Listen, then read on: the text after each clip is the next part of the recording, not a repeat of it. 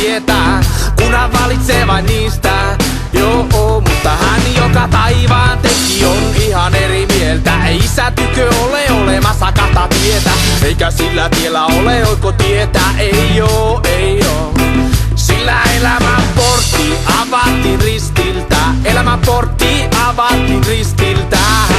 Mikä muu ei riitä, ei.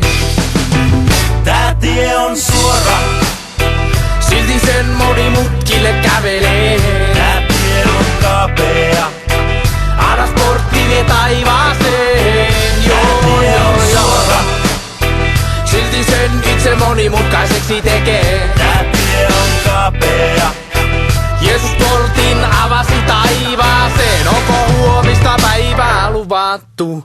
Menikö eilinen niinkö oli suunniteltu? Onko tämän päivän sisältö hukattu? Vai tulevaisuutta varten talletettu? No onko hyötyä paljon maata omistaa, jos se sielu ole talletettu taivaan kodissa? Entä sitten kun tomuma ja kuopataan? Sun täytyy päättää täällä ennen kuolemaa. Missä haluat ikuisuuden asustaa, tullessa vaikka taivaassa?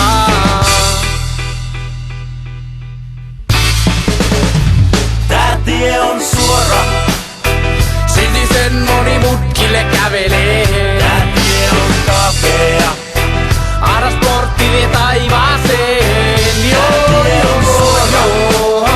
Silti sen itse monimutkaiseksi tekee. Tää tie on kapea.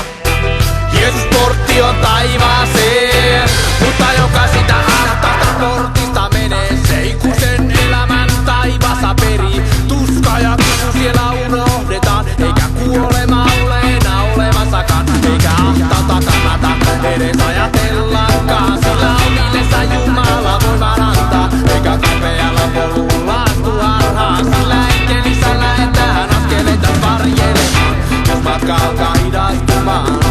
Nosta katseesi ristin Herraan, saat taas jatkaa. Tää tie on suora, Silti sen moni mutkille kävelee. tää tie on kapea. Aras portti vie taivaaseen. Joo, joo, joo. Silti sen itse monimutkaiseksi tekee.